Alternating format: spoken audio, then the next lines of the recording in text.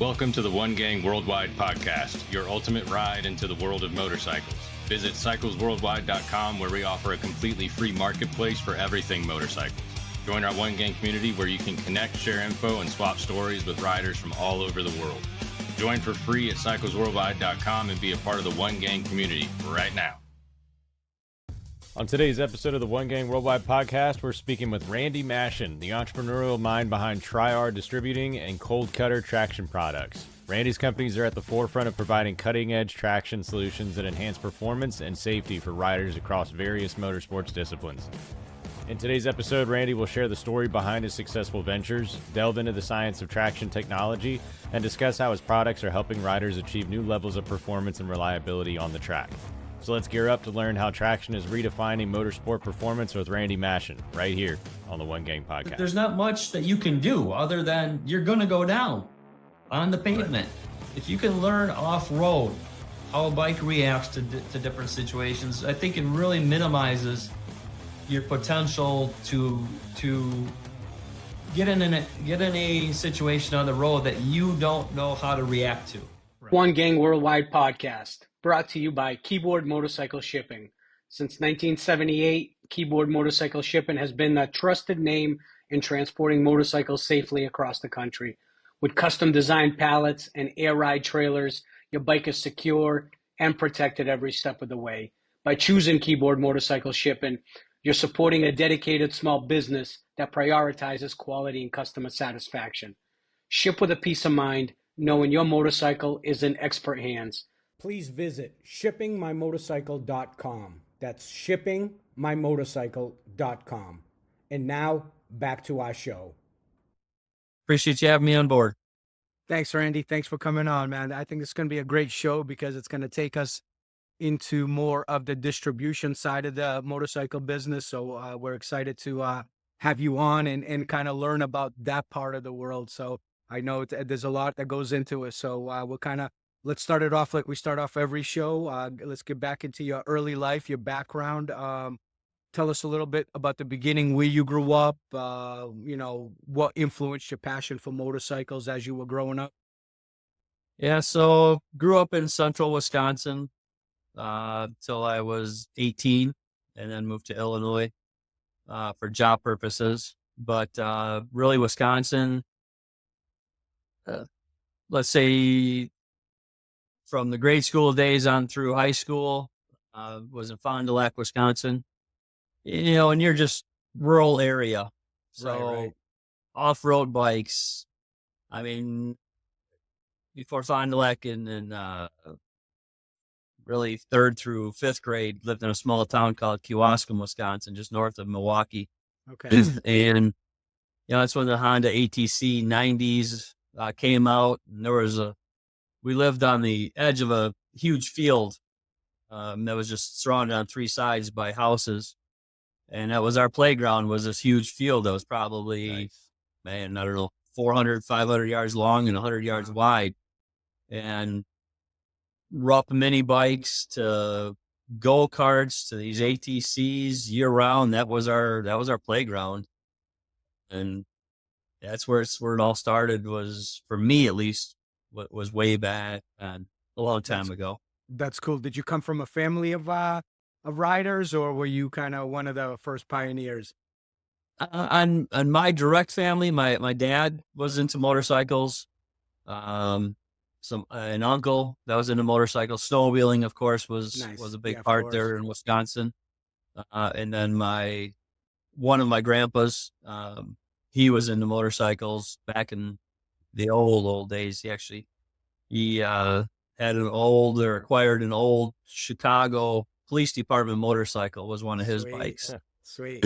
So yeah, been, just enough in the family there, and getting it firsthand myself. It was this is me. I like that's cool. That's cool.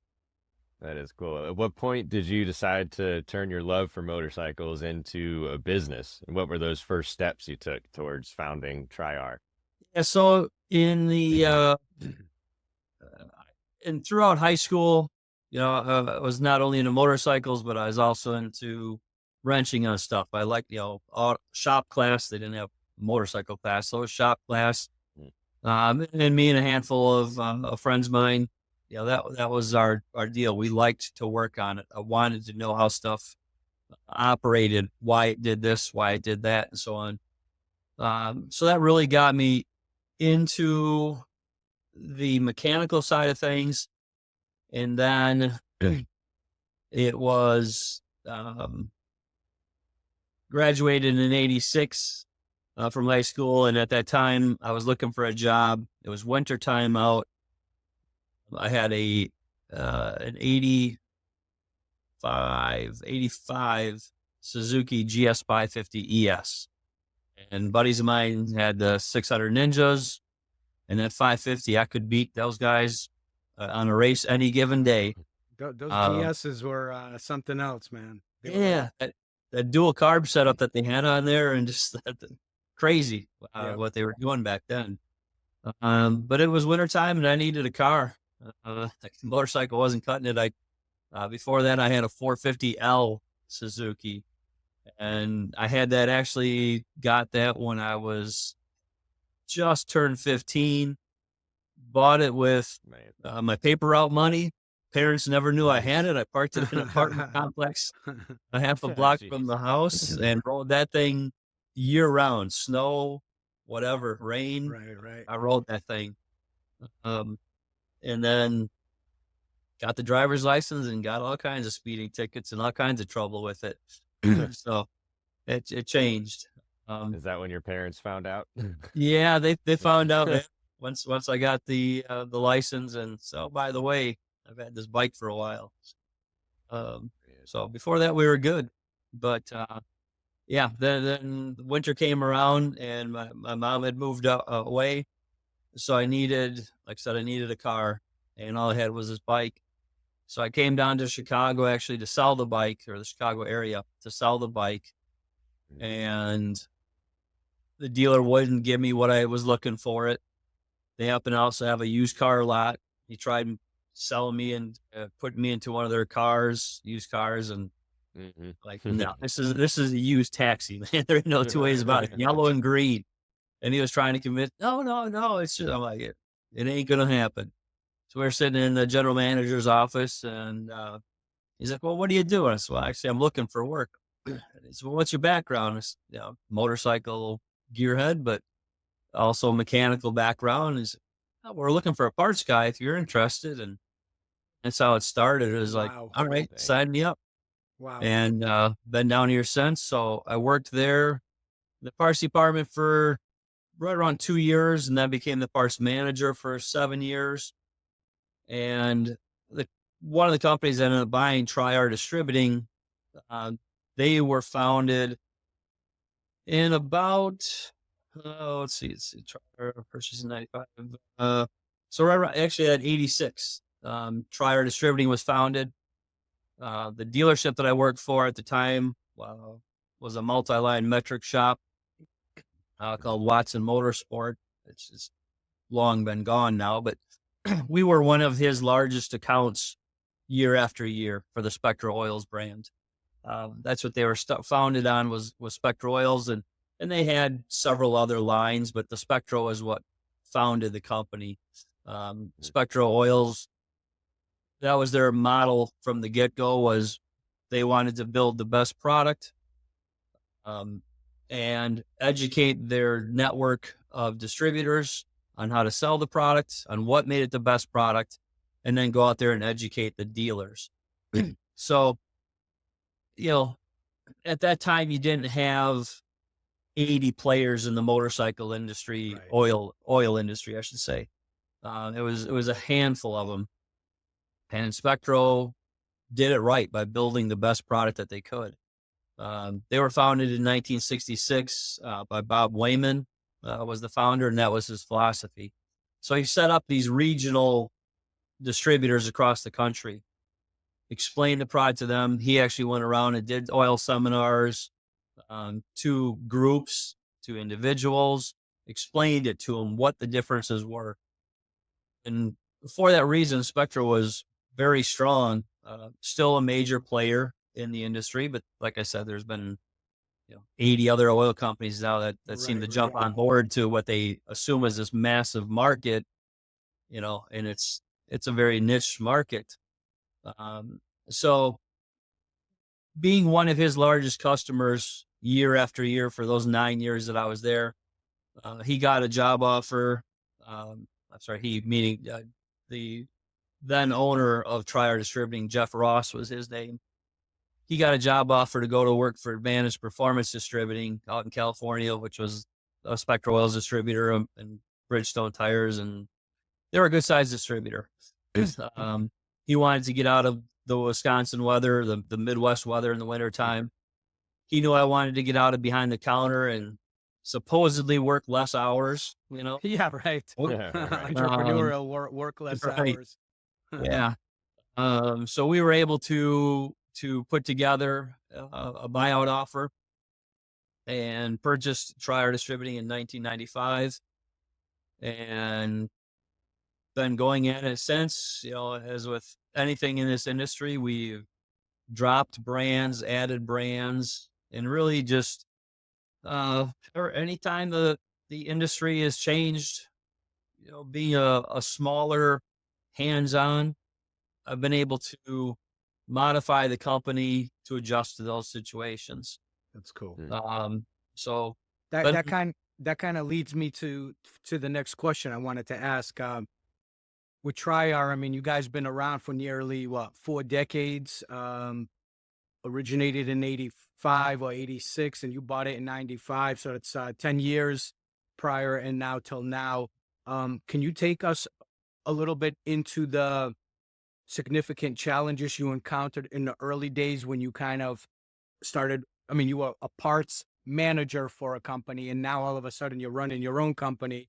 And can you take us a little bit into that part of it, the early days, and how you overcame that, the learning curve and everything else? Yeah, it wasn't as big of a learning curve as a lot of people would think, being that we were a multi-line metric shop, the volume that we were doing in the Chicagoland market. We were a large player in the Chicagoland market. So really it was you look at a distributorship as a parts department, essentially. You have the products, and instead of going to the consumers, you're going to the wholesalers. You're going business to business on it. Right. But the volume, in my case, the volume at the dealership was similar at the time to the volume that Trier Distributing was doing. So for me, it was actually just a plug and play. I was actually dealing with a lot less SKU numbers than at the dealership, having to remember and deal with those numbers and the inventory levels and of thousands and thousands of parts versus a couple at that time, maybe 300 or 400. So it was a lot easier. A lot of the dealers in the Chicagoland market I'd already known at that time. Trier Distributing, again, the Spectral model was set up with regional network. So Trier Distributing's territory was Illinois, Iowa, and from Green Bay down to Madison, so that's southeastern Wisconsin territory. Growing up in Wisconsin, I knew the dealers up there. The Chicagoland area, I knew a lot of the dealers already. So it was just getting to learn the newer shops that I have not dealt with before. I hired one of the parts managers actually at one of the dealerships that I knew well. Hired him on as a sales rep. And then I hired, at the time, Tucker Rocky had a warehouse in Chicago area. Hired one of the girls that was working there to run the phones and take care of the office stuff. Orders and stuff, yeah. Yep, receive the orders, and I was out on the road, 5-6 days a week doing the deliveries and calling on the customers. Same thing with that other sales rep that I had. Dave Cerzega was his name. He was out there running the deliveries. So at the end of my day, I was taking care of Wisconsin and Northern Illinois. I'd stop back at the warehouse, which at that time was in Lake Bluff, Illinois, which on the Wisconsin border, just south of Wisconsin border. After my day's deliveries, I'd go back to the warehouse, pull all the orders that Dave received during the day, stopped off at his house, dropped off that product. He delivered that product the next day or two, and just cycle after cycle. Had Cassie was her name in the warehouse, taking those orders and, like I said, doing the invoicing and handling that operation. But in those days, we did all of our own deliveries. Dealers stocked up. We ran on a 3-week rotation, and we asked the dealers, stock a 4-week supply, and that was normal to them. Right. And everything has certainly changed. I don't have the delivery trucks anymore. Everything is shipped because a lot of dealers can't stock a 4-week supply of product anymore. It's really become the Amazon effect, I'll call it, of the on-demand. As needed basis. Yep. We're going to order it today and we expect it tomorrow type of a situation. Right. And that is, it's made our costs go up because instead of, going to that dealer once Right. a month, we're now shipping to them twice a week, multiple times. So the cost factor in that has certainly gone up. And, not through any fault of their own. It's just what the industry has done, in the 2010, 2012, that was the biggest shakeup, I guess, in my time, the housing crash. Well, that's who the majority of the motorcycle customers were. That's right. Was that 18 or 16 really to 24, 25-year-old that was out of high school, he has the construction job, is making good money, and all of a sudden those jobs are gone. Yep. Yeah. Finance rates went through the roof, so they couldn't get financed. And not too far after that, came the 4-stroke motorcycles. To me, it couldn't have been a worse time because the cost to maintain the 4-stroke versus the 2-stroke, it's crazy, ridiculous. So you just compounded everything. So when you look at it from the distributor standpoint and the retailers, I'm sure, you really lost a generation of motorcyclists, because that 16 to 24-year-old that never got into motorcycling because now he couldn't afford it. Right. As they were not into it, well, now their kids are not getting into it because, like we talked about at the beginning, the parents weren't into motorcycling. And you have so much electronics out there nowadays. Yeah. That, okay, I'll stay at home and I'll do this. That's right. So we're missing literally a generation there, a 10-year gap. It wasn't just that the industry had slowed down for a couple of years. They didn't get into it. So their That's kids crazy aren't to think into it. So about. how do you draw them, that next generation back in? I think that's one of the hardest things that this industry is facing. How do we get those people back into it? A lot of parents look at it as, oh, that's dangerous. You don't want to do that. Well, I didn't push my kids. I got a son and a daughter, and I didn't push either one of them into the industry. My son was into football, into baseball. You can get hurt in those sports as well. Daughter was into softball, cheerleading. You can get hurt in those as well. Right. So if there's one thing that I think, I want to say thank goodness, but Stacy bikes have really, I think, helped to try to bring that back around to the young kids. I see a fair amount of young kids on those smaller CC bikes again. You go to the dirt track, motocross track, flat track, even road racing, and you see that. So there is that, though, that again, that magic 10 years, I'm going to say that's really missing. And you know what? We've talked about this on previous podcasts. Also, now they're coming out with Rider and all these electric bicycles, right?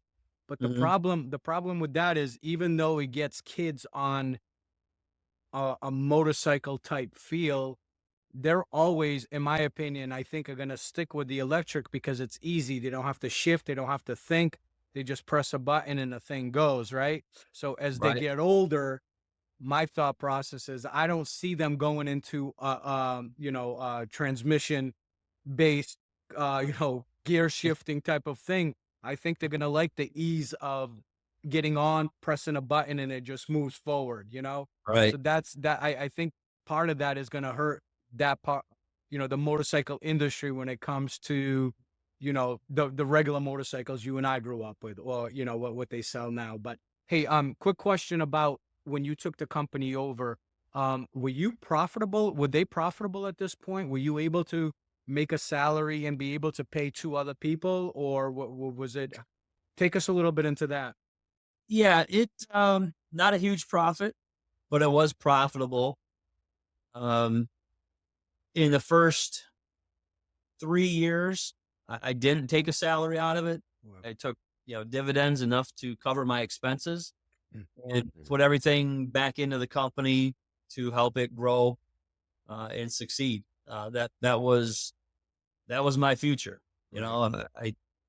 I knew even after that short time that I didn't want to work for somebody else.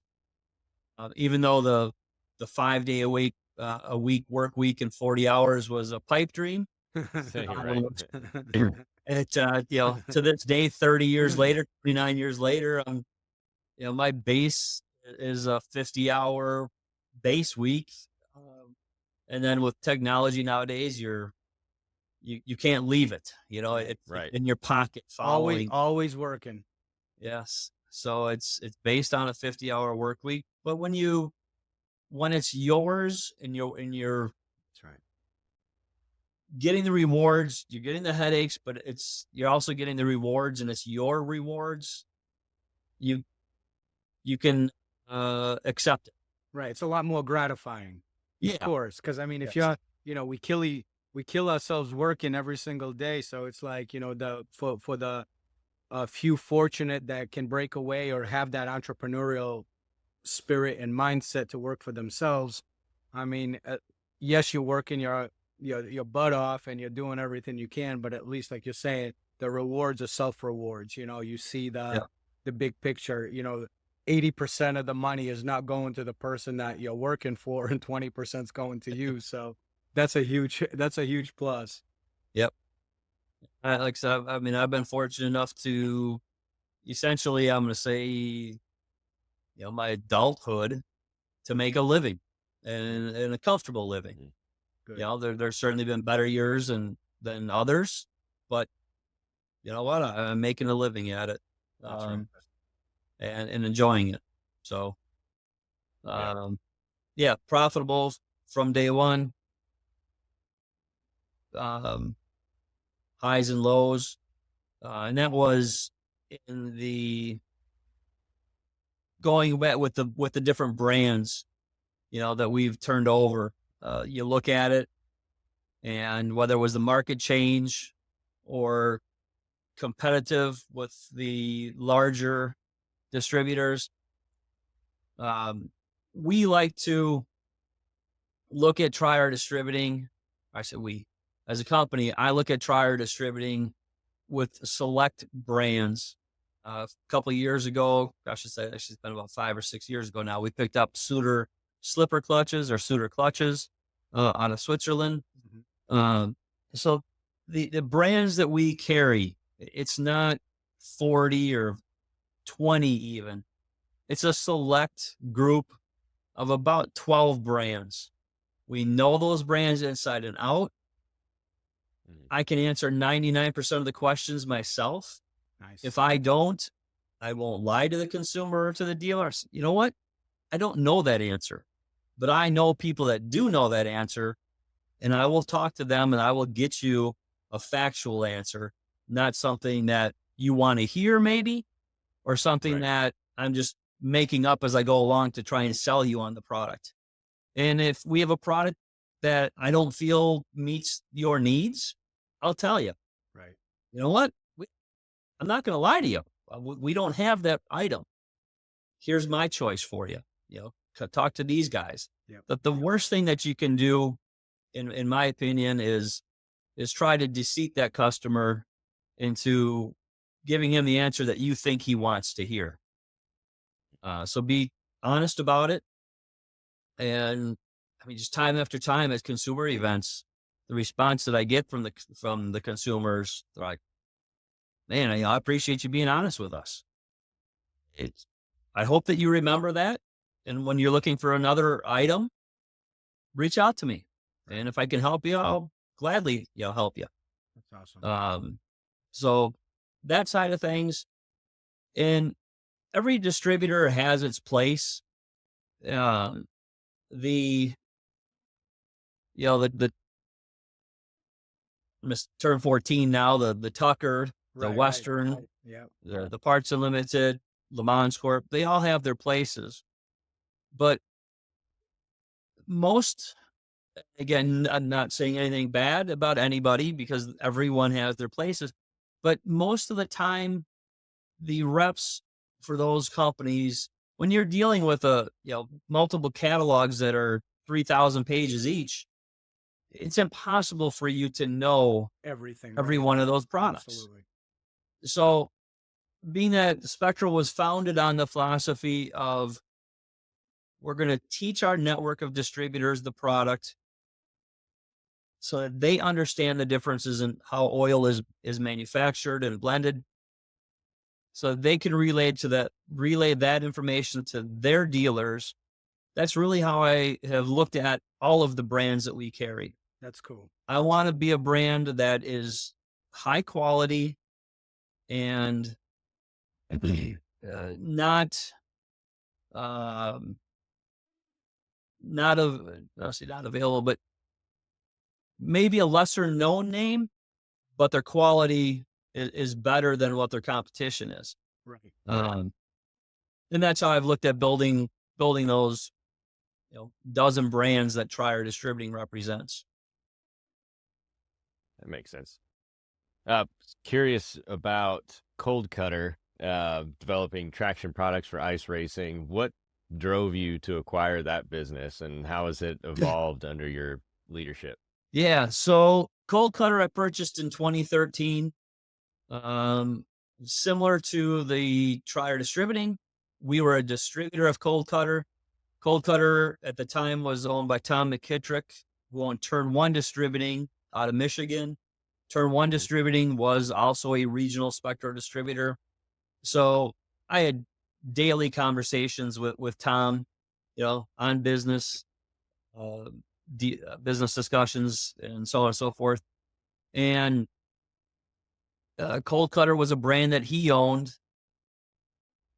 We don't have a definite timeline as to when Kold Kutter was actually founded, but it's around that same 1965 time frame. Oh. Yeah, we came up with 68, but yeah. Okay, there's no definite there. It's been around. Yeah. Tom was the third owner of the company, so that's where the first two you kind of, they've passed on, so you lose the history of exactly when it was founded. The product itself has went through numerous developmental changes, but in the Midwest here, in the wintertime, it's snowmobiling or ice racing. Right, of course. So in 2013, in one of the daily conversations I was having with Tom, we're talking, and he says, "You know what?" He goes, "I'm tired. I'm tired too." He's like, "No, I'm tired, man." I'm like, "All right, what you getting at?" He's like, "I need to sell. So this time." Wow. Okay. So we started the discussions. Now he had an offer to his sales rep that he had at the time, an open invitation for that sales rep to purchase the company. And I said, "Well, if that falls through or doesn't work out, give me a shout. I'm more than interested." He offered it to that salesman. That salesman had went to school for electrical work. And he had the opportunity to go into in-laws electrical company. And so after 2 weeks of negotiating or discussions with his wife, he decided to pass on it and go the route of into the field that he went to schooling for. So me and Tom, same thing. We were able to work out a purchase agreement, and it was in the fall of 2013 that we closed on the deal. I purchased his Spectra Oil distributorship as well as the Kold Kutter brand, and excuse me.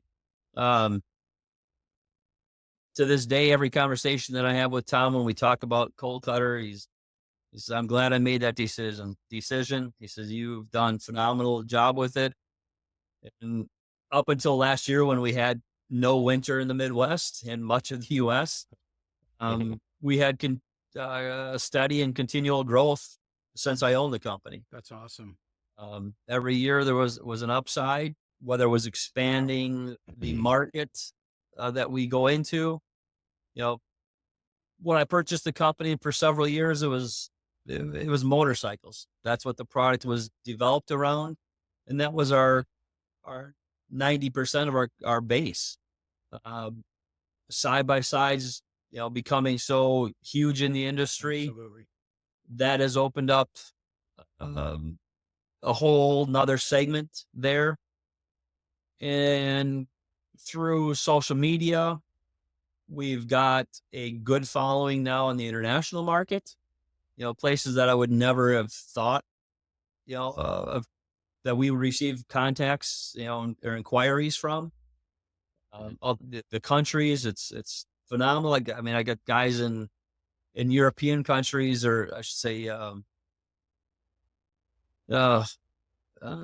Where, like Europe, Sweden, where, like towards Sweden, Norway, or whereabouts? Yeah, Sweden. We got pretty much anywhere in Russia. In Europe. Europe. We have good customer base, but there is what's the heck country? They don't have. I got a call and I'm like, you're what? Because you don't have cold weather there at all. I can't remember which country it is, but they have a lot of clay. He says when it gets wet, it's slippery. We can't go anywhere on the bikes. So he had seen an article on the screws, the Kold Kutter for ice racing. He's like, I got to get a hold of some of these and try them. And he was a trials rider that races through the woods. And he put him in. He says, normally I'm a mid-pack guy. He says, I won. He goes, I was going around these guys that are all sliding out. And so you're like, all right, not only ice, now there's a whole other market there that you don't think about. I mean, it's crazy. So from the mud to the ice to we got a couple customers up in Canada that actually put them in the horseshoes. It's a rubber boot that goes on the hoof instead of a shoe. And in the wintertime, they use these horses for pulling sleighs.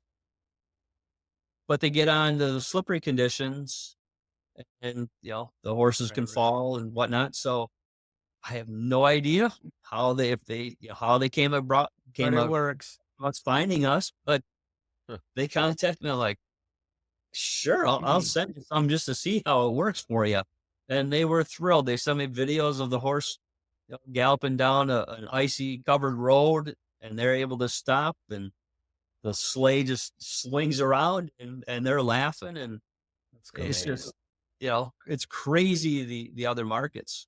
Well, What do you think is your most popular? Sorry. What do you think is your most popular use case? Is it recreational riders? Is it trial guys? Do you have the data, or what's your best guess? Yeah, we got the data for the intended application. It's certainly, I don't know, side-by-sides and motorcycles are right there, almost dead even as far as the volume goes. The biggest mover for us as overall volume wise is actually going to be for footwear applications. No way. Applications. Yeah, it's one of those deals that in about 2015, Mhm. the wading boots for fly fishermen used to have felt on the bottom of them. Right. And the DNR cracked down on that and said, nope, you can carry bacteria from one stream to the next. Mhm. So they needed alternatives. Again, one of these, how this company, but Melinda's fly fishing gear in upstate New York happened to have a online blog writer stop into her shop for fly fishing and said, I'm going out for the weekend. I need some traction. And there's other companies that make products, of course, but she, go over there. There's a chair in the corner there, install them in your boots and bring them up when you're done. We're going to, whether it was 30 cents a screw, 50 cents a screw, whatever it was that she charged them. And he's like, how good can these things be? Went out for the 3 days, came back, and he's like, what were those? This is the best experience I've ever had. And she told him what it was. He wrote an article, and it's just No way. it's just blown up from there. So we got, Huh.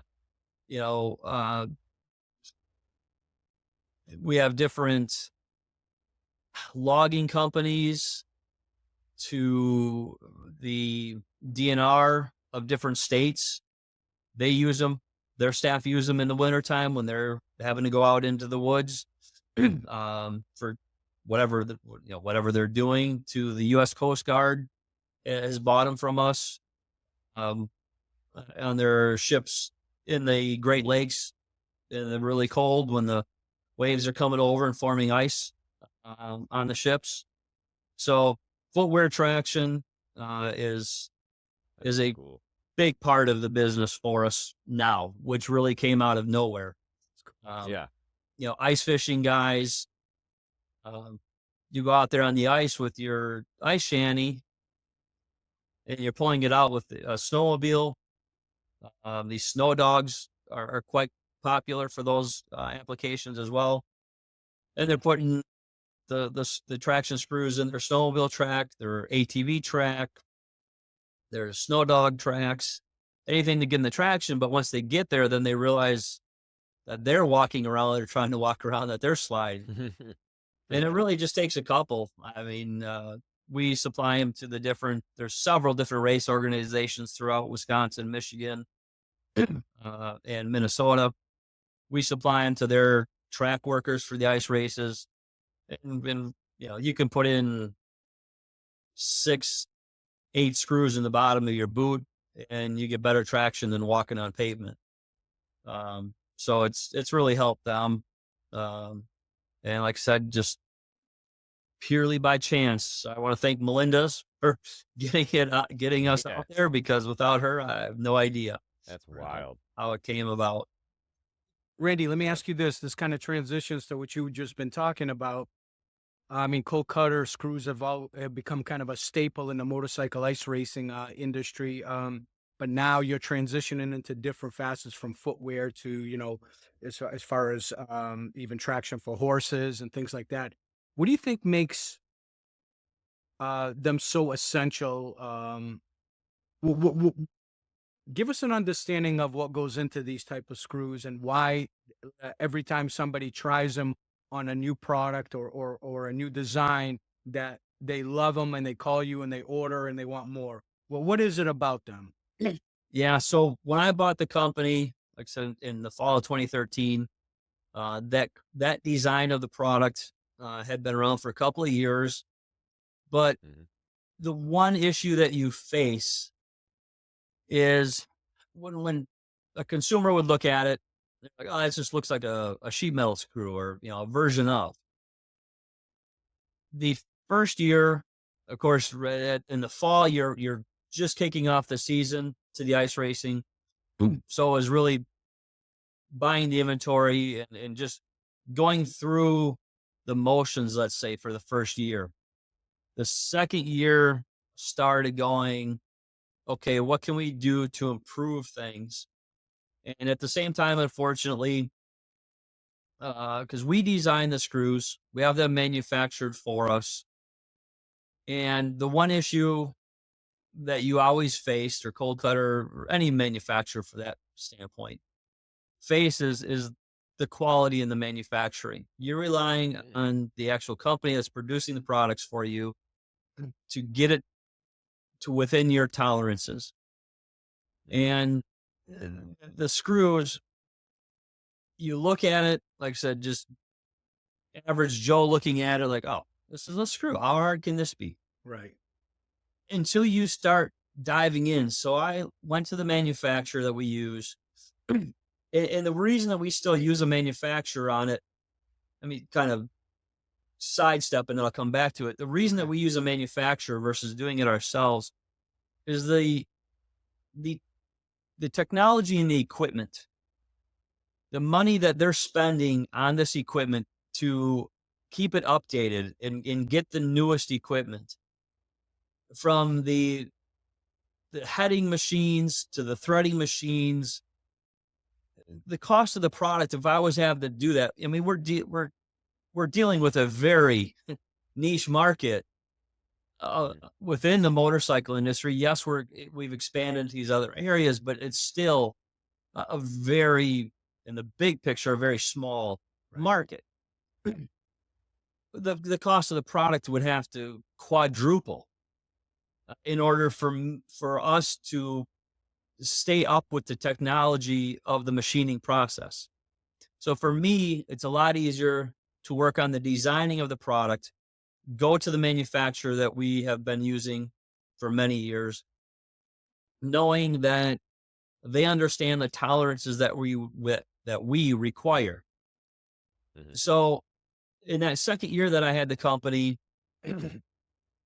they didn't follow those tolerances, and we had bad screws. They weren't as sharp as they should be, and we had to suffer through it. And it was at that time that I really buckled down, let's say, and I said, I'm going to go there. I need to spend, it was a week and a half that I spent with the heading process. To actually, it starts before that. The screws, the diameters that we're talking, they start off as a spool of wire. So it's this big spool of cable is what it's called. And that goes through a straightening process. And then it's cut. So if you start off with, if you want a finished product, let's say of an inch screw, you may start off with 1.5 inches, 1 3/4 inches. It all depends on the head that you're forming on there. But then it goes through the heading process. So from the coil to the straightener to the header, in each one of those steps, there's a separate specialist that's working on that step. And we would run some screws, and then we would stop. We would look at it. So why is this one look different than this one? Why is this, what happened? And dissecting it. And that's when they started to realize, I mean, these are guys that have been in the industry for 30 plus years. And they're like, we never thought of that, because it doesn't apply to their applications. Their tolerances are huge. When you get a screw, a hex head, bolt, or a screw, look at that underneath a jeweler's lens or even a good magnifying glass. It's amazing at how rounded the corners are. People think it's their wrench sets. It's not. I'm going to tell you, man, 99 out of 100 times, it's the quality of that screw or that bolt head. It's crazy. But the average Joe, you're not looking at it that close. You don't see it. Excuse me. When you look at it under, like I said, whether it's a magnifying glass, a jeweler's lens, microscope that you got hooked up to your computer monitor where you really can blow it up and see every detail of it, you start to gather that information. And these guys were blown away. They're like, we didn't think about that. So there are manufacturing techniques and secrets, let's say, that I have figured out with working side by side with the That's cool. the specialist, say, okay, how can we minimize that so that every screw is coming out as identical to the next one, whether it's screw number 1 or screw number 50,000 in the batch? How can we ensure it? Right. And we did that. Spent, like I said, a week and a half side by side dissecting every step of the process. That then from the header goes to the threader, and you get all of that, and you get what is the Kold Kutter product today. We, hands down, we have the best product out there for the applications, and I think that's really what shows in our sales. How many companies out there now that compete with the same product?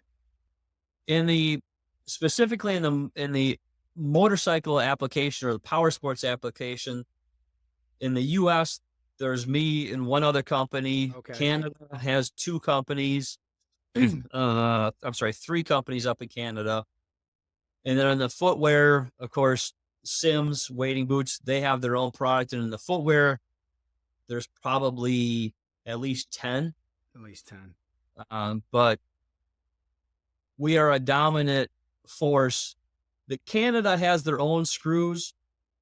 Excuse me, grab a water here. Go ahead. Canada has their own designs of screws that in the US, if you're racing AMA sanctioned events, there's a head height of 189 thousandths. There's a diameter washer. There's several specifications that those screws have to fall into. In Canada, they run some crazy stuff. They're more like spikes than they are screws, and it destroys the surface of the ice.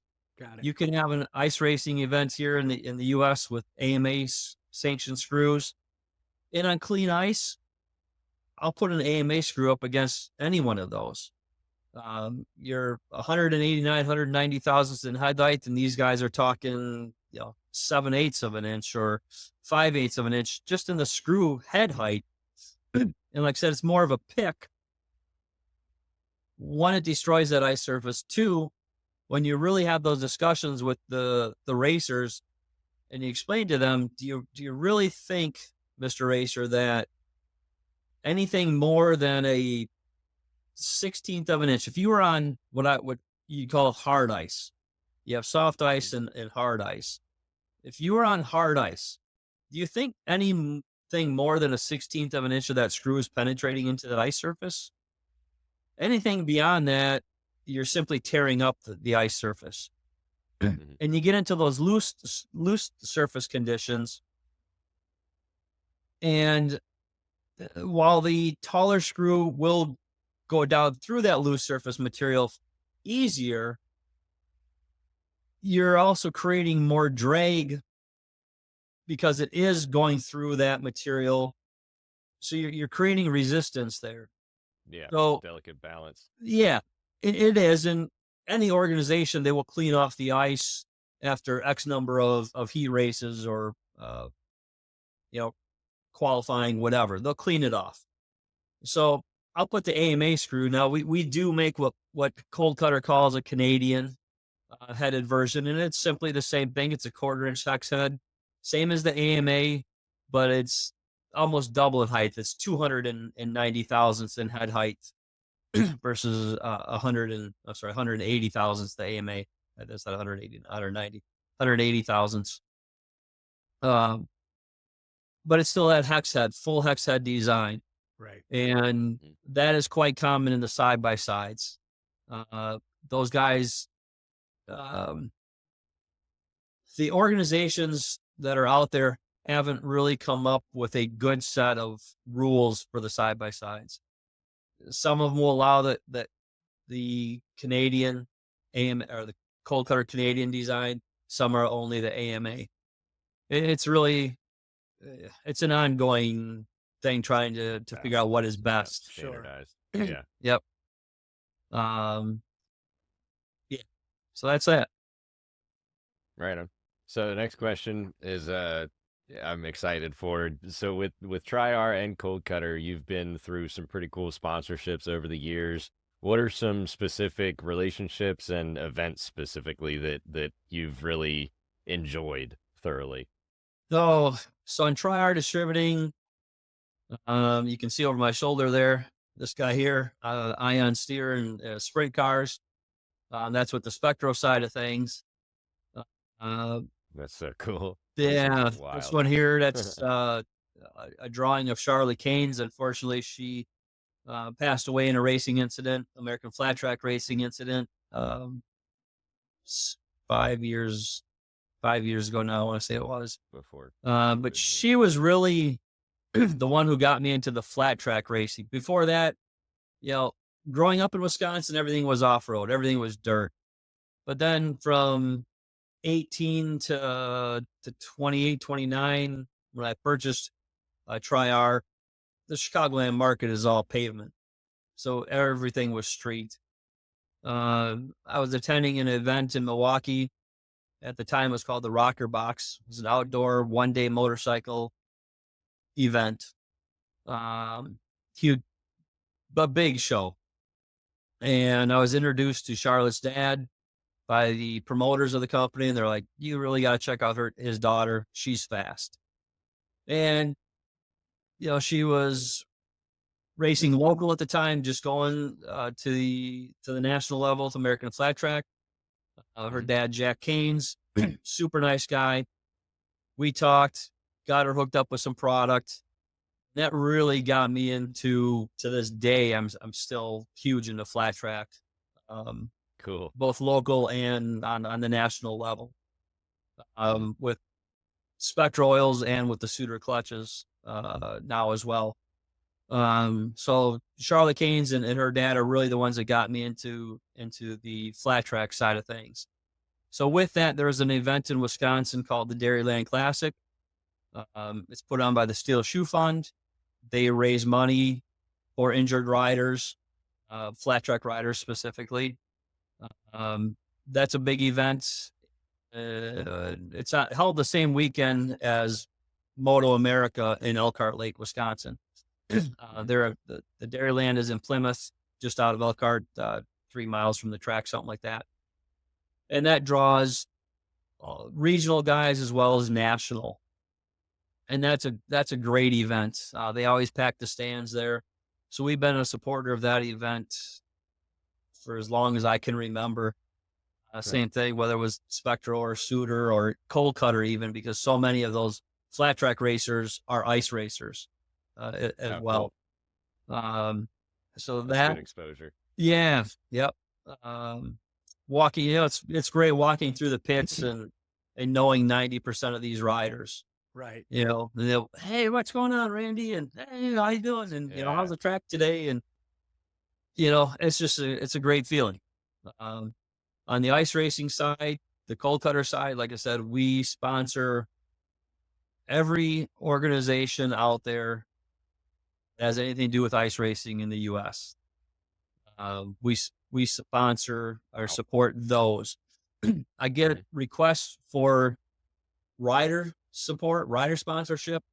And my answer to them is simply, I don't, because I sponsor all of these events. Oh, right. Right. Of course. It's, Pick. I should, on the Kold Kutter, I didn't forget one big segment for us. I'm sitting there, I'm looking right at the picture as we're talking there. Hill climb racing, snowmobile hill climb racing. Keith Curtis, who is a dominant force in hill climb racing. He has been sponsored by Kold Kutter since his amateur days. So wow, I think it was 2 years, maybe 3 before I bought the company, that we were sponsoring Keith with Kold Kutter. That has been a tremendous sponsorship of ours. I would have to just say that by far the majority of riders out there in the Rimshaw series, which is what Keith rides, in other series, there's one on the East Coast. There's one in the Midwest here. The majority of those guys run our products thanks to Keith Curtis. Wow. Just a dominant rider and yeah. It's a huge sport too. So yep. Yeah. It's still within the power sports industry, but it's not something that you hear of on a regular basis unless you're into that. You know, in the Midwest, at least, you don't hear much about hill climb racing. But Right. I tell you, you Not watch too much in those, Florida either. yeah, right? Yeah. You watch those guys go up a ski slope, you know, at inclines, insane. and you're like, Insane. Yeah. that Insane. is It is so crazy. cool. That is Yeah. crazy. Hey, Randy, let me ask you this. Hey guys, the show will be back in 1 minute right after a word from our sponsor. Hey, one gang, tired of feeling like your butt's taking more of a beating than your bike on those long rides? Introducing Butt Buffer, the ultimate solution to saddle soreness. No ifs, ands, or buts about it. These cushions are made from medical grade viscoelastic polymer, scientifically crafted to eliminate pressure points and keep your circulation flowing. No more numb nuts or numb butts. And here's the best part. Butt Buffer cushions are made right here in the US for the last 30 years. From Harleys to Hondas, we've got a cushion to fit your ride perfectly. Plus, with styles ranging from sleek pebble polymer to luxurious sheepskin, there's a butt buffer for every rider's style. Get your butt buffer today at buttbuffer.com. That's buttbuffer.com. Your butt will thank you, and you'll ride longer and happier. We've got your butt covered. I mean, you're running two successful companies right now. You're in the passion what you grew up with the motorcycles. How do you maintain that balance, juggling both? You know, it's hard enough to be an entrepreneur and run one business. You're balancing two companies. And what keeps you motivated?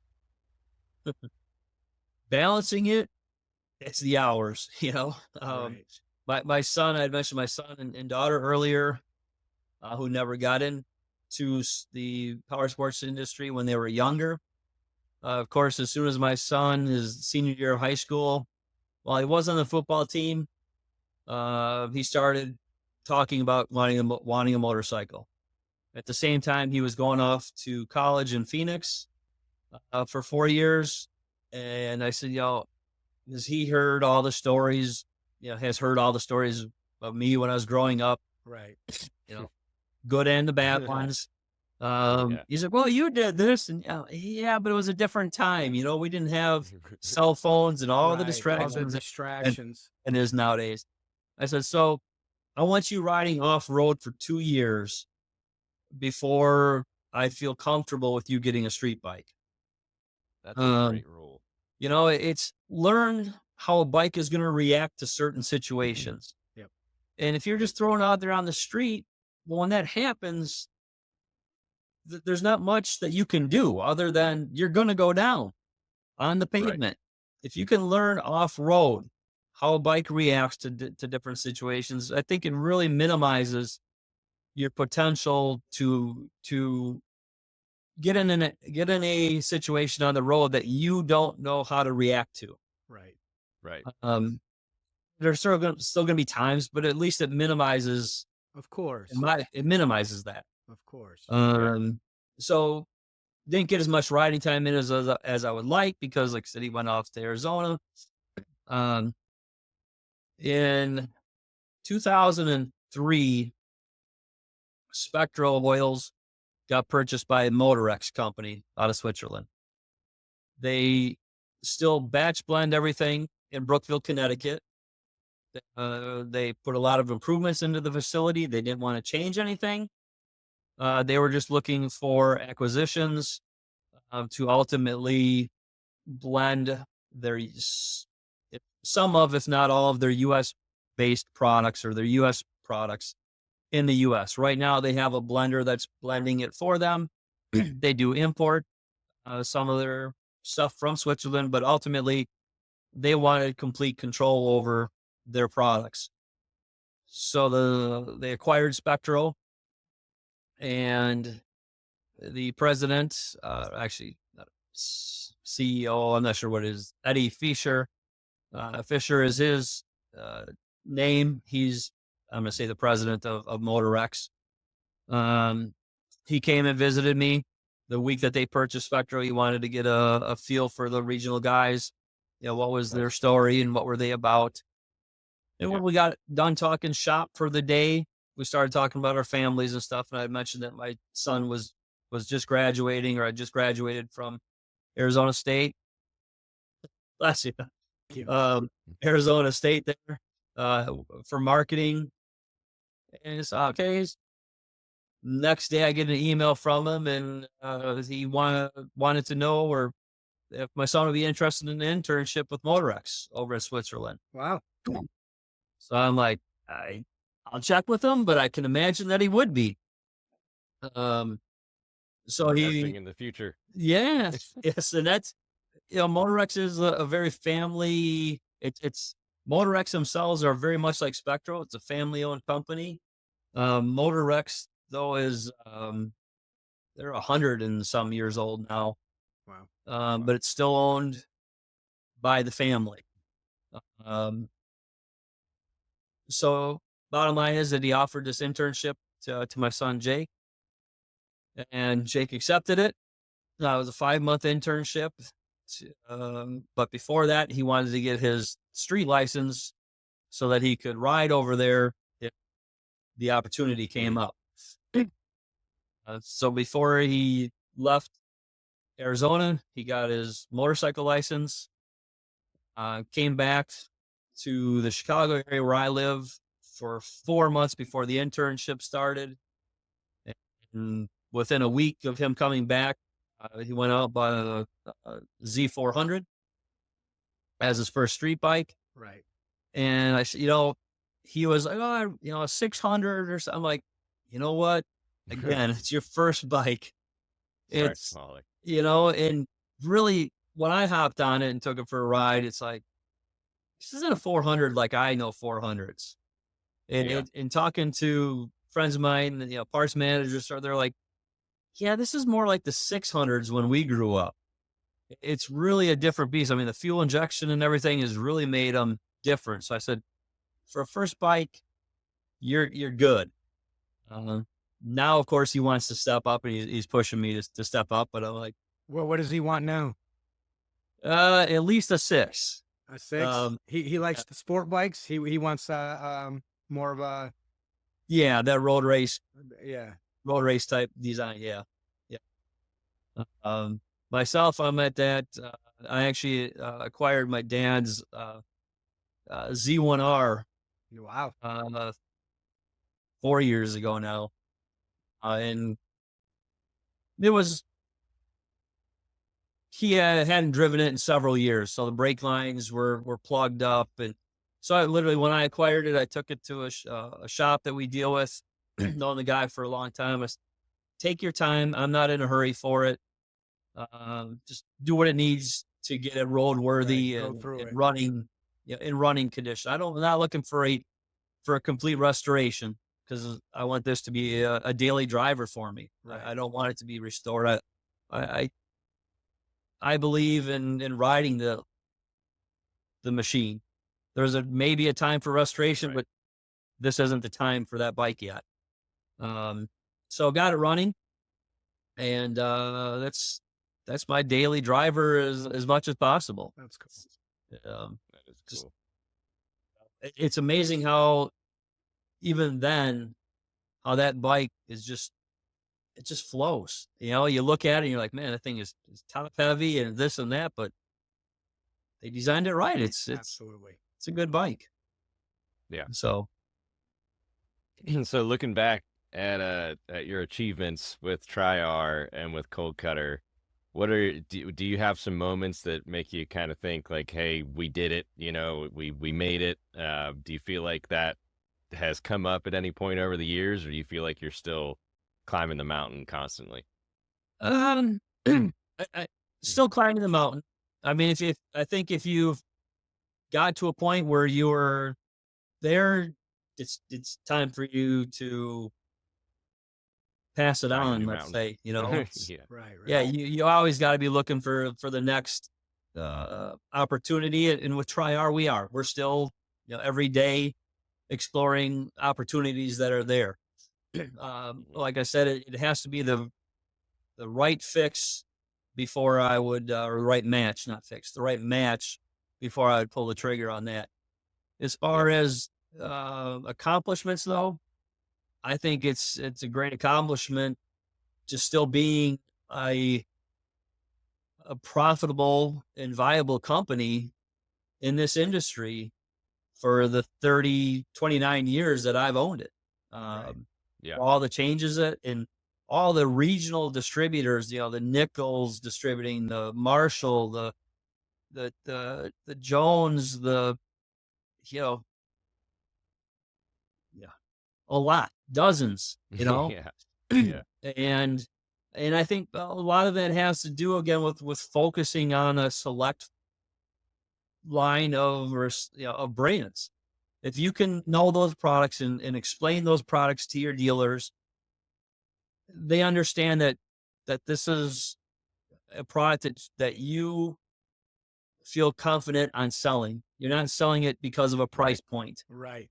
And Spectro, up until the sale to Motorex, it was owned by, it was the third generation family members of the founder of the company. And Wow. they stuck with that. We're going to batch blend the oil versus inline blending. And people ask, well, what's batch blending versus inline? Batch blending is when you're taking the ingredients, just like baking a cake, let's say. Your vat would be the bowl. You're going to put in ingredient 1, maybe ingredient 2, and you're going to start mixing that. And with batch blending, you also heat it up at the same time. So you get it to a certain temperature as it's slowly being agitated. Once that's thoroughly mixed, you add in the next ingredient and the next ingredient and so on until you get your finished product. So much like the screws, when that product then goes from that vat into the filling line, the first bottle, so the first quart or quart number 5,000 out of that vat, every one of those is going to be the exact same blend. Exact same. Yeah. Inline blending Quality. would be like seeing the commercials for a beer company where those bottles are lined up one after the other and it's being filled from the top. So production style, right? Yeah. It goes down, they inject ingredient A, it moves down 12 inches or a foot, whatever, and gets injected with the next additive until you get to the end. And while they're very similar, you can certainly have cases where it didn't inject enough of this, or it injected too much of this. And there's variances, certainly within tolerances, but it's not the same, doesn't give you the same end result in quality. Right. So with Spectral sticking to their guns on how they manufacture the product and their belief in using the best base stocks to the best additives out there to make the best product, what they feel is the best product, what our consumers can tell is the best product, it has helped us not only survive but maintain in this industry. That's something to hang your hat on. It is. On the oil side of things, in the late 80s, Castrol came out with their Syntec oil. Exxon took them to court because Castrol was advertising it as a synthetic. Exxon took them to court, ExxonMobil. Yep. Took them to court, and it's not a synthetic. Ultimately, after a year and a half, the courts sided with Castrol because the court said, well, they modified the molecular structure of that base stock. Up until that ruling, all of the reputable companies were using a PAO, which is referred to as a Group 4 base stock, meaning it didn't come out of the ground as a crude oil. It can have different areas where it came from, but it didn't come out of the ground, let's say, as a crude oil. Your Group 3 is that it's a crude oil that went through that additional process. Generally, it's called hydrocracking. That can be a Group 3. It can be a Group 2. So all of these things, I'm sorry. And then you have your group 5, which is your esters, your ester products. Certain companies promote esters. Certain companies promote PAOs or group 4s, which is what Spectro has done from day one. Both of them have their pluses and minuses, but by the time you add in the ingredient packages that you want for your specific application, a group 4 and group 5 will perform almost identically in the lab test, let's say. Your group 3s and your group 2s that are your refined petroleums certainly don't have the performance functions that your group 4 or group 5 will. However, once that ruling came out, Group 5s, the higher groups are better at higher temperatures, aren't they? yeah, more shear stable and whatnot. And that, Okay. where I got to tell people though, be cautious on group 4 and group 5, because it's one of those where they should have been, I don't want to say should have been, but they're clumped. They're almost identical, let's say, as their base, a Gotcha. group 4 and a group 5. It's below those, because a group 5 is anything other than a group 4 that is a synthetic. Okay. Motul, Maxima, they're both ester based. Yamaha is ester based. Mobile, for their motorcycle formula, they use a PAO, just like Spectro does. Again, it's really the philosophy of the oil company. We want it to do this. Okay, a group 4 does this or performs at this. We want it to do this, so we're going to add in this ingredient and make it, get it to that level. Your group 5s, all right, the same thing. It does this. We needed it to get it to here, so we need to add this ingredient. Add this. So it's a different additive that each one of the two are adding, but you're coming up with products that perform virtually identical. It's when you get into the group 2 and group 3s where they're modified from their original molecular structure that it's I'm sorry, when you talk to people, you're like, it's oil, it's crude oil. It was refined, but so what? It still came out of the ground. And when the court sided with Castrol on that, a lot of the companies, the majority of the companies, switched from your PAO at the time, your group 4s, to group 2s and 3s. It was a lot less money for them, and they could still label it a synthetic. So on the consumer side, it's one of those things where dealing with oil for so long, I look at it and I look at the price. Oh, this sells for that. This one sells for this. There's a reason for it. Let's get into it. What is it? What is their base stocks? What is what are they using for the additive packages? There's clearly a difference in it. Joe consumer looks at it and says, well, that says synthetic and that says synthetic. Why should I spend $20 or $24 when this one says synthetic and it's $15 or $12? Yeah. It's really that fleecing of America, I'll call it on that one. The consumer's not acknowledged. Randy, can I ask you a question? This is from running I had a service and repair shop with the V Twins Harley Davidsons. As a Harley Davidson guy, okay, I'm really interested in finding out. I mean, we know that Harley Davidsons are clanky, loud, right? And they run hot. What, in your opinion, is the best synthetic oil to use for like V-twin motors in your experience? Because I'm interested to find out. I mean, our shop, we had Drag and we had Tucker. So we had Maxima, we had, we used almost every single one. If somebody wanted a top of the line oil, then obviously everything was. What in your opinion do you feel is the best synthetic oil for a Harley Davidson? Brand wise, of course, I'm going to say Spectral, but not only because I distribute it. I know how it's manufactured. Okay, cool. I know how it's blended. We have Spectral,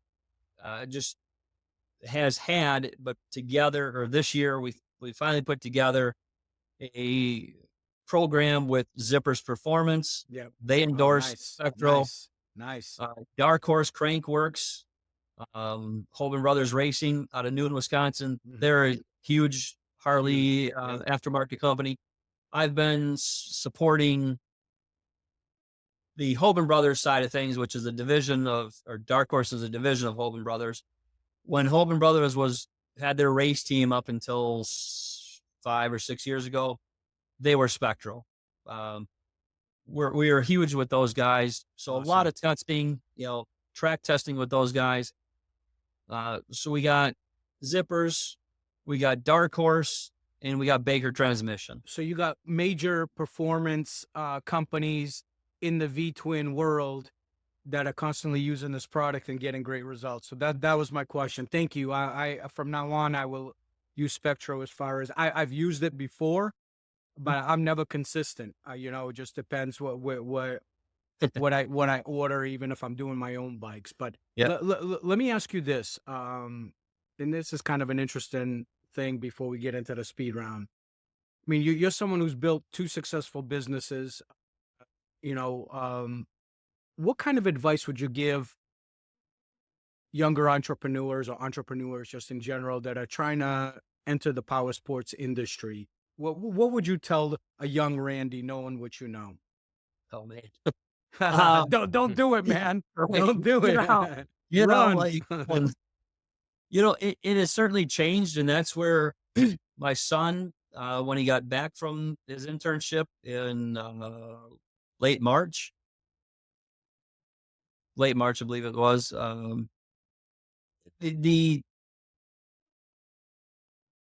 it's changed, not the industry, but the marketing side of things. We've seen that with Kold Kutter. We've seen it with Spectro. We're working on it with Suter.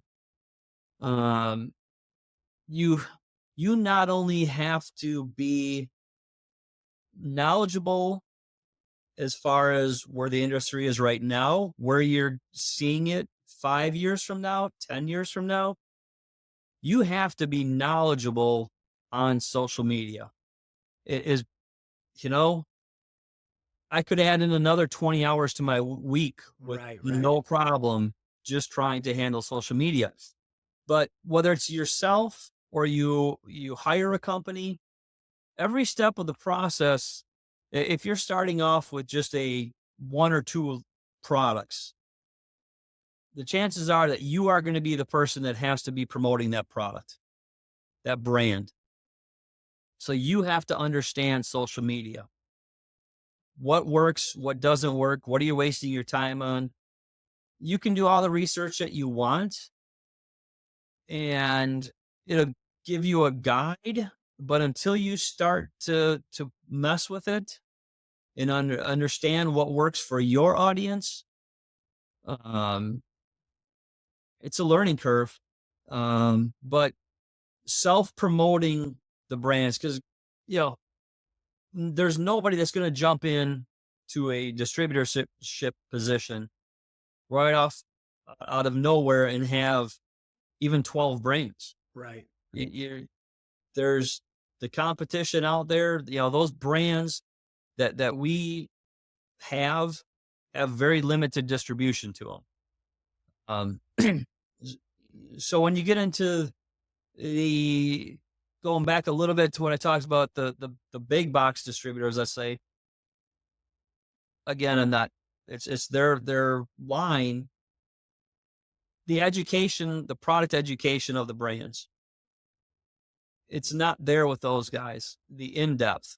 So find the brands that don't have the mass distribution, and understand that you're going to be doing your own legwork trying to get those brands up and running. It's not an easy battle. If you think you're going to be a 20, 30, 40 hour work week, it's not going to happen.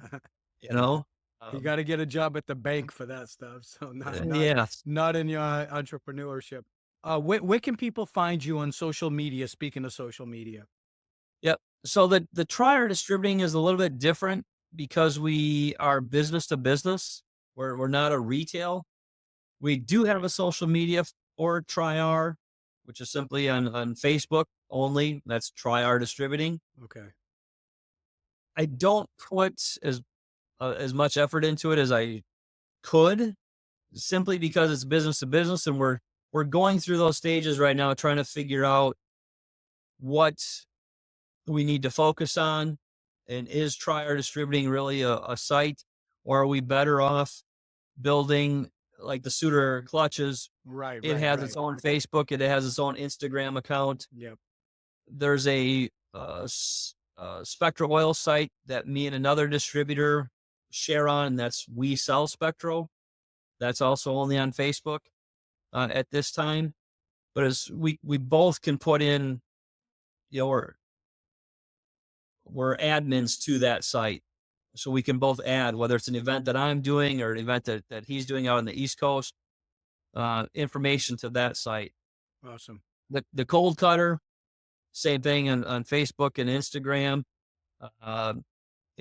Kold Kutter, the official, we had to deal with that. When I bought the company, there was a gentleman from Europe that had taken Kold Kutter already. So while we went through the battle of getting that, the Kold Kutter name for the social media, we had to create Kold Kutter, the official. And we've just stuck with it because we started growing that audience and so on. Okay. So it's really, it takes some time. Don't expect it to be an overnight success. You certainly can find a brand or manufacture your own. Start off with manufacturing your own on the knowing these racers. A lot of them will have parts that they manufactured themselves for their specific application, whether it's ice racing or flat track. If that's your community of people, get together with a couple of those people that manufacture those and say, you know what, I want to be able to sell these products for you. I want to open it up to a bigger market for you. So try. It's a lot of work, but there are products out there that, one, you can either design, or two, that you can find that aren't distributed out there by the masses already. Yep. Got it. All right, buddy. Well, listen, you've gone through the tough questions. Now we're going to have some fun. We're going to do a 15 question speed round. No right or wrong answer. Just have fun. Answer away. All right. Let me know when you're ready. Go for it. All right, let's do it. What is the best motorcycle you have owned or ridden? That'd be that 550 ES. Yes, nice. If you could have any superpower while riding, what would it be? Oh man, power. I don't know what that. Mine is James Bond machine guns out of the headlight. That's mine. I was thinking that protective barrier around you. Oh, yeah, that's nice. Yeah, that's a good one. Force field. That's a good one. All right. Best place you ever rode and why? That actually would be on the snowmobiling side of things, and that's in the Upper Michigan. Nice. Just trails with no stop signs for as long as you can see. And just, the scenery, you can't beat it. That's right. So that's right. What's your guilty but go-to pleasure for an alcoholic beverage, and if you don't drink, your go-to snack? That'd be a 7-7. 7-7. Whiskey 7. Nice. Yeah, that's a good choice. Yep. If you could time travel, which era would you visit and why? Oh man, growing up in the 80s, that was we look at what we've been through. So I maybe go back a little bit earlier. So 70s. 70s. Okay. Cool. Favorite motorcycle movie of all time? Actually, it's a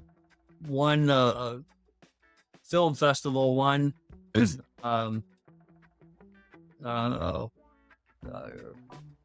about Charlotte Keynes and her life and girls. I'm sorry, you got to pause that one for a second there. All right, no worries. You're gonna Google it? I'm now drawing the blank on it. So, Angels of Dirt.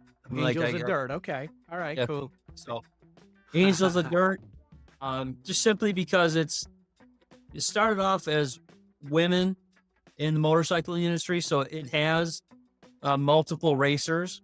Unfortunately, during the filming of it is when Charlotte got when she passed away, and it became a memorial video film about her life.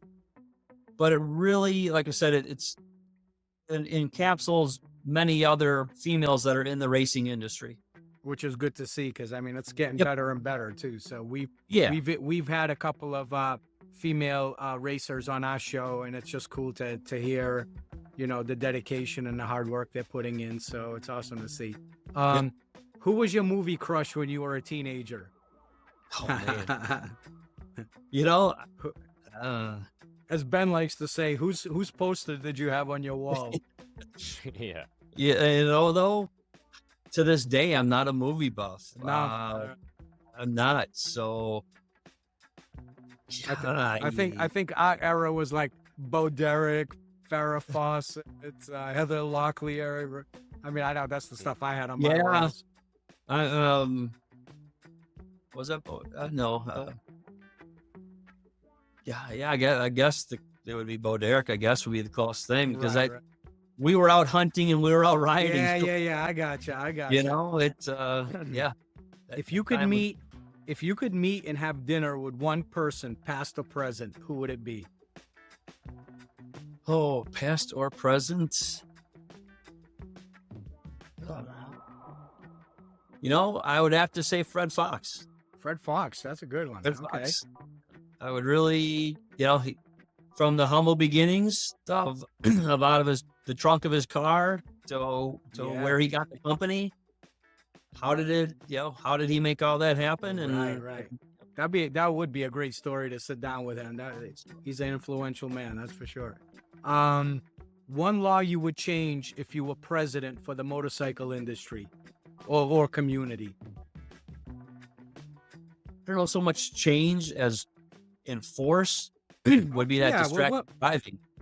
You know, You're talking about, like, yeah, texting and all that crap. yes, enforce that. The laws are there. I You know, they're know, just why not is it enforced. Yeah, Yeah, they're not enforced. It's Agreed. so much. I mean, I talked to people, dealership principals and stuff that have been in this for as long, if not longer, than I have, and that's our number one complaint is, again, growing up, we were on our bikes, and when we got to the street, you could ride. You didn't have to worry about all of that.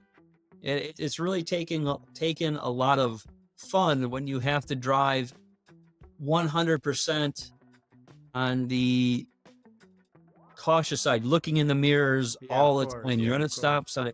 So it's not coming out with anything new as much as it is enforcing what is there. Yep. All right. That's a good answer, too. If you could get up on stage and sing or jam with one band, who would it be? Oh, I mean, And it could be past or present, too. So it Yep. doesn't. I like some Leonard Skinner. I also like Nice. Kid Rock. So I'm going to go with Alright. Leonard Skinner, though. All right. Good one. All right. Good one. What's the best prank you ever pulled on a fellow rider? Oh, man. Right. Yeah, I got to think about that one for a second. All right. We can come back to it. Yeah, come back to that one. I got to think Alright. about that one. All right. What's the most memorable, funny, or scary place you've ever had to spend the night during a road trip? It could be memorable or scary, so it doesn't matter. Oh.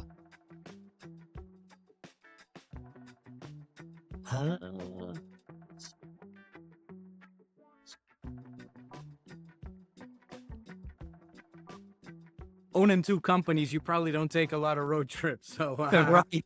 that's why it's hard to think. Listen, kids, here's a learn lesson for you. If Right. you want to be an entrepreneur, the vacations don't come that often. Yeah, it's you talk to everyone else that's been doing them, but you don't take as much time yourself by any Exactly. means. Exactly. I'm just starting to get over, on that edge where I am taking. I mean, Good man. uh, Yeah, more got to. than 3 days off in the past 29 years or 28 years was unheard of. Yeah, I know. This was the first year that I took a full week off. Wow. So it's really, day trips. So I'm trying to remember, memorable stuff. And so much of it, again, going back to the early 12, 15 years that I owned Tri-R, it was snowmobiling, because we didn't have, while we distributed Kold Kutter, it wasn't a big segment for us. So snowmobiling really became my getaway. Right. That was where we would go away for a 4-day weekend. And that was me, my employees. I was like, yeah, let the answer machine. Go, yeah. I want to notify all of our customers, hey, we're going to be gone. So it's not a motorcycle. So I'm trying to think. I mean, snowmobiling, yeah, out in the middle of the woods in upper Michigan, and your machine dives on you, and you can't keep your hand in front of you. That's both scary and memorable. That's a great one, actually. So like I said, unfortunately, on motorcycle, it's a lot of day trips. There's no one in particular. Like, yeah, that was the one. If you could challenge anyone to a motorcycle race, who would it be? Oh, I'm not a racer by any means. So Well, a snowmobile, anything you want. If you could sit across or on the side of anybody through history, who would you want to race? Not that I would be anywhere near competitive, because at one lap I'd be a lap down, and that would be Kevin Schwantz. He was the man when I was growing up. Okay, Kevin Schwantz was my guy. Last dinner ever, what would it be? Oh, that would be the last dinner that I would want. It's your last dinner. Yep, you got one last dinner left. What's your last dinner? I'm gonna say a nice medium filet mignon. Nice. It's funny how men always choose the steak. It's so awesome. The women tend to lean more towards the fish and something more, and the guys are always on the meat. Besides the One Gang Worldwide podcast, of course, what other podcasts do you listen to? Or if you don't, what do you normally? Yeah, there's tune one. into? Tank slapping. Corey Texture, and that, of course, is more flat track related. Gotcha. So it's that one. Again, go back to the time factor, and like I said, a minimum of 10 hours that I'm here in the shop. And then you got to go home, and you have your home duties that you need to take care of, and then you're answering, like I said, the phone, the text. When you're dealing not only with the U.S. but globally, you're trying to deal with their timelines. So it's waking up at 2 a.m. because you can't sleep, checking your emails, and you got 2 or 3 internationals, and you're trying to respond to them. Yeah. So it's, unfortunately, it's a great industry, but when you're at a level where you are hands-on with 99% of what you're doing, you don't have that luxury of I'm gonna watch this one, or I'm gonna watch that one. It's you take it when you can. You watch one here and watch one there, but it's just a time factor. Gotcha. All right, buddy, you did it, man. You got through the podcast alive and well, man. So we're just in all sincerity, though, man. Just wanted to say thank you so much for taking the time. I know you don't have too much of it, so to come on, talk to us a little bit about the manufacturing distribution side of the business. It's something that we haven't had much of, and I think it's very important for others to learn what really evolves with this stuff. Like I always say, society sees always the final product. They don't understand the grind in between and what's involved to make look Right. the way it does. So thanks for Yep. getting into the details, man. Thanks for being incredible inspiration to others as far as being a U.S. based business and building two companies here, and employing local staff and stuff like that. So we're looking forward to Take care kind of so, man. following your journey along, and just Yeah. wish you nothing but the best. I appreciate the opportunity, guys. Yeah. Thank you. Good Randy. luck This to your was great. future. Thanks, buddy. I'm just man. All It's, right, thank you so much. appreciate it. All right. All right, Take care. all Take right. care, Have a Randy. great day.